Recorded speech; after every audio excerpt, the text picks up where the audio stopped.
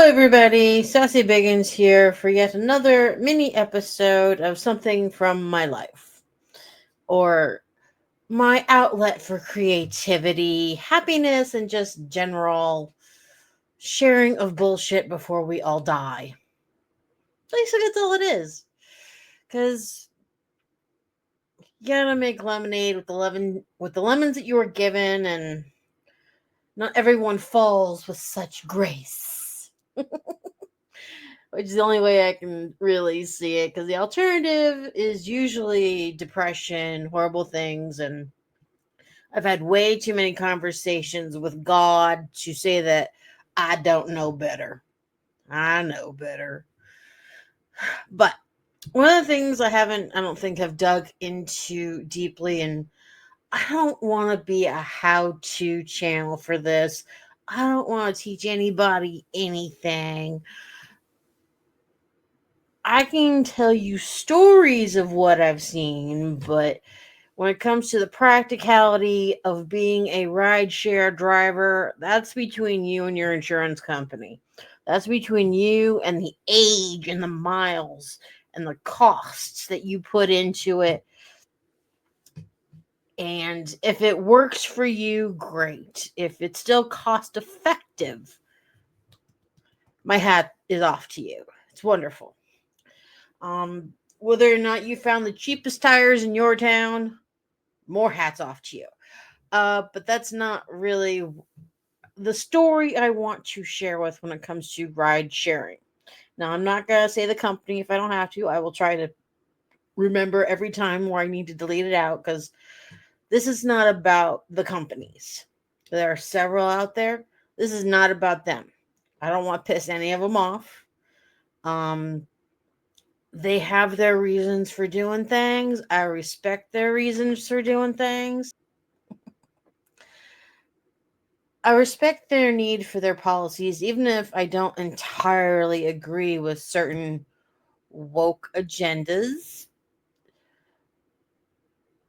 It is what it is. Go, God bless, end of story. There's been this trend going around in the rideshare community. I'm not sure if everyone knows it, but it has been a necessary evil for some of us to occasionally pretend that we are deaf. Now, I've been driving for many, many years, of which at least 6 or 7 of those years, this was not an issue. This was before all the BLM stuff. This was before the politicization of our world in new and stupid ways. But occasionally, from time to time, especially in Dallas, it has been beneficial to pretend to be deaf. Quite seriously.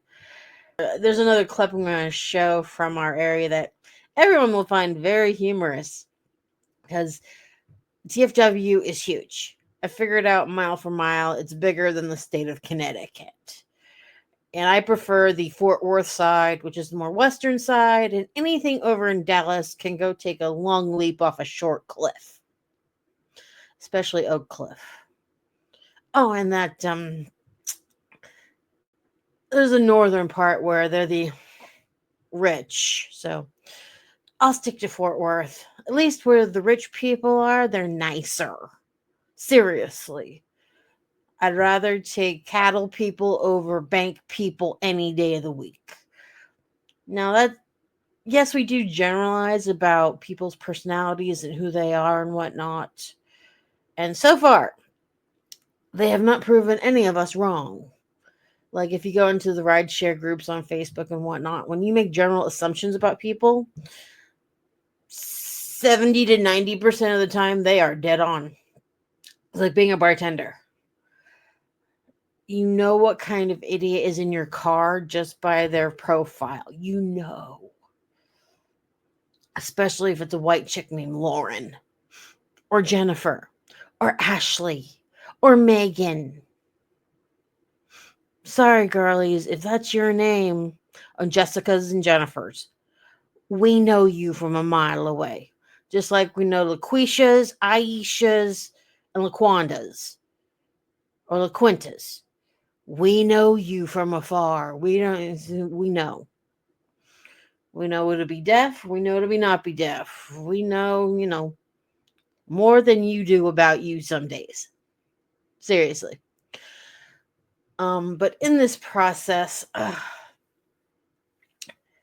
before I just chose to be deaf, it's like they all had a meeting and got together, and every single time I'd get a stranger in my car, they'd ask me the same exact list of questions.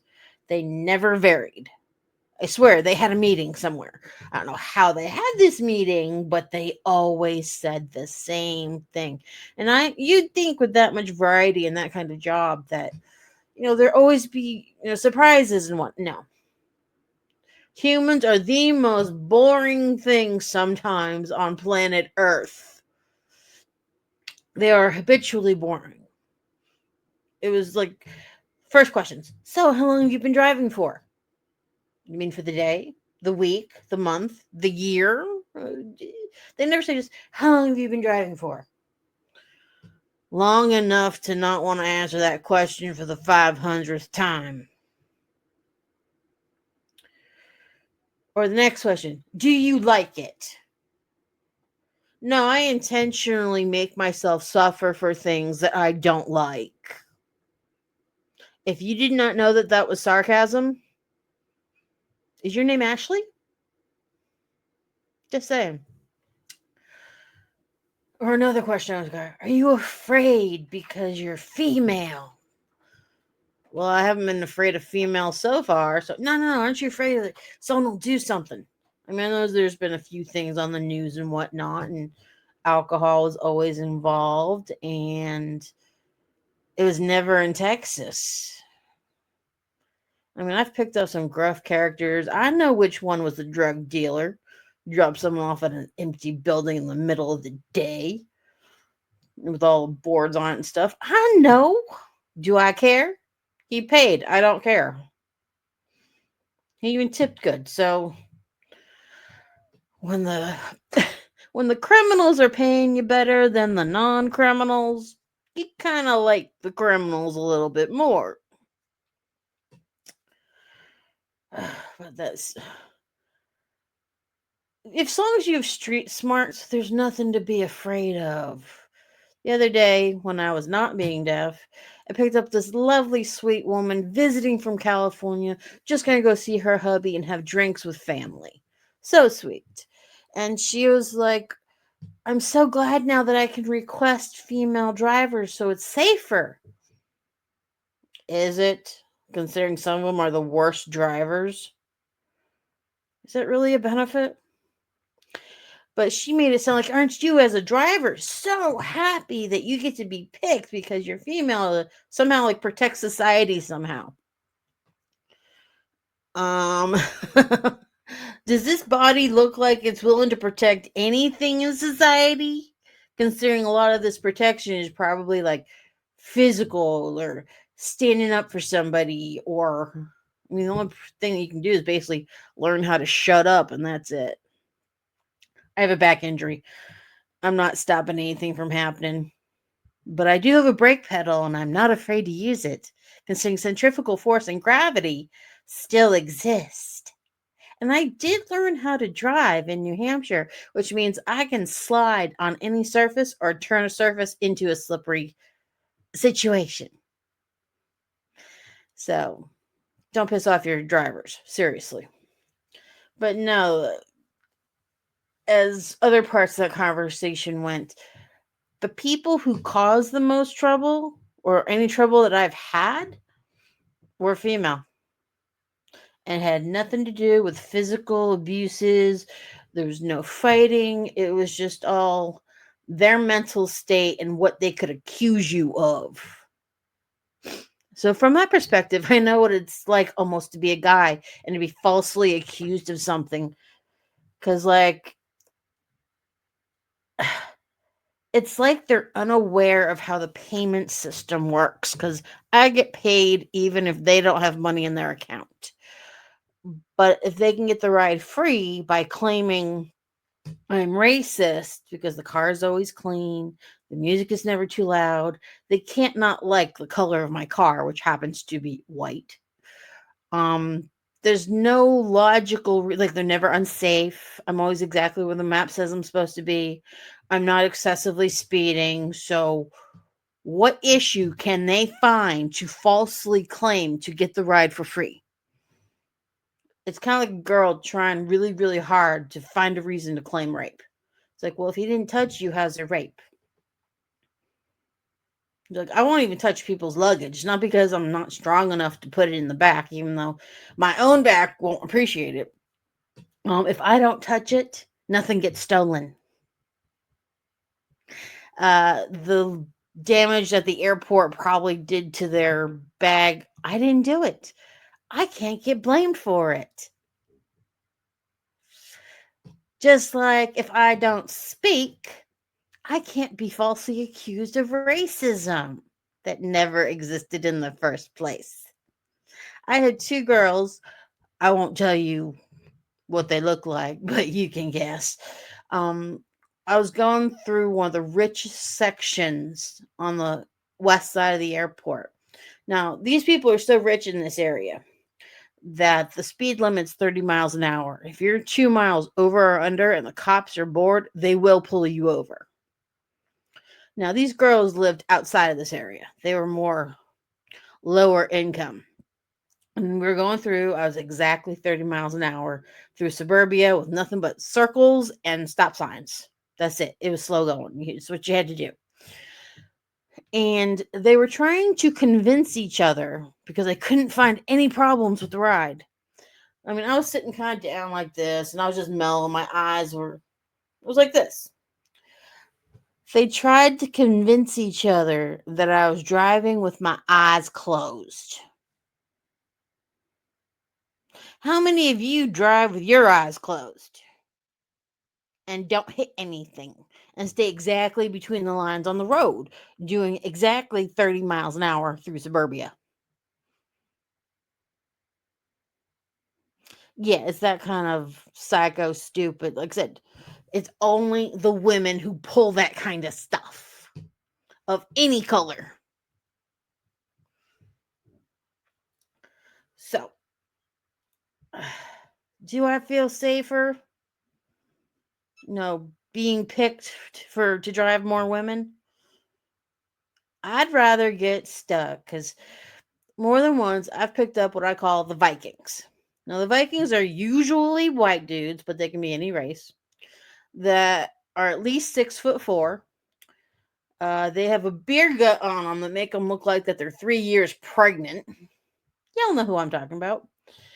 And in the past, I used to let them sit in the front, but now I force them to sit in the back because I have this huge purse on my side. So their mothers very efficiently brainwashed them into never mess with a lady's purse. So there's nothing, it's not really my purse. I just leave it there so nobody sits there. I can move it and make room, no problem, but it forces them to sit in the back. Because at least in the back, when they get handsy, because every single time I usually pick up this kind of person, 6'4", mid to late 30s, they're always drunk as a skunk at like 10 o'clock in the morning or 1 o'clock in the afternoon because they were at somebody's stag party and they hadn't stopped drinking for more than an hour because they were drinking all night long and they're trying to wind down and they need to go home. The only blessing to that is that big dudes like that usually have really good jobs in construction, which means they can afford a $200,000 to $300,000 house. A lot of those houses in Texas are new. And new developments all have one thing in common: speed bumps, because they want to protect the children. Yeah, right. And the guys have arms like long, long gorillas every single time, and they can't reach anything farther than my shoulder when they get handsy. And they always ask the same questions over and over again. Not that list, but it's like, do you want to come in my house? Do you have a boyfriend? I tell them like 10 times that I'm married. Um, It's just they don't know that they asked already, and it's just silly. They're still coming off a 3-day drunk, literally, and they only have been they stopped drinking, an hour ago. Woo! But they would just get them home, and if they're bothering me, like they just won't stop trying to touch my shoulder. With a short wheelbase, you can get the back to buck up pretty good because they never ever wear their seatbelts.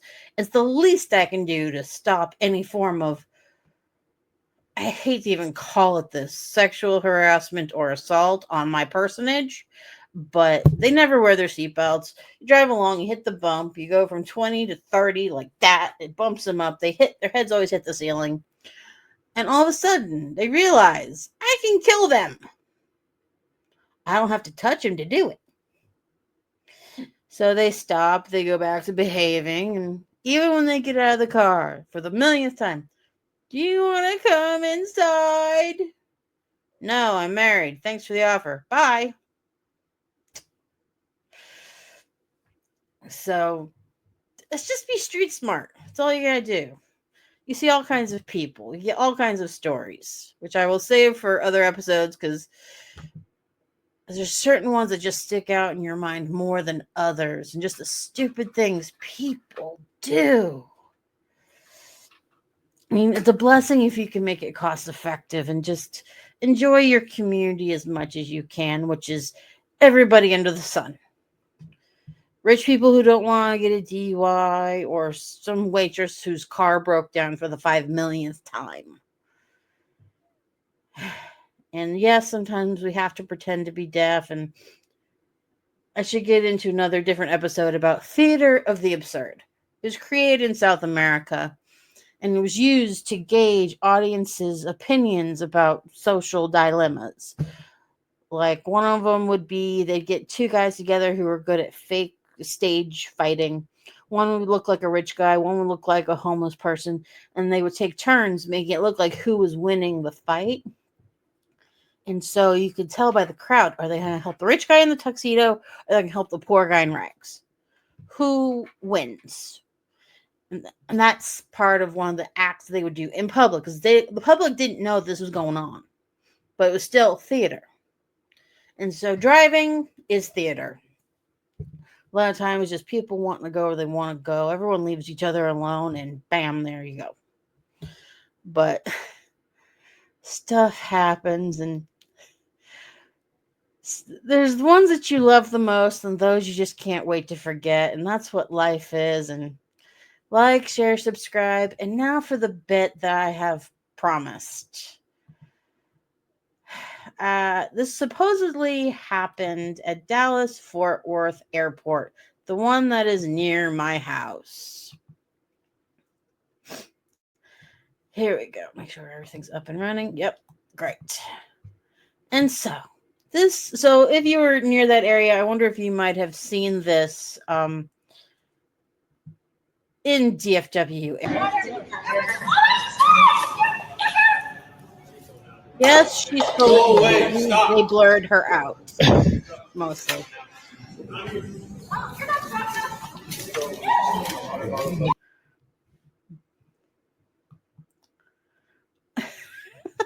So, if you were in the area of DFW airport, or I don't know if she was trying to get a connecting flight or what, but that's the kind of crazy we sometimes come across in Dallas, Fort Worth, Texas.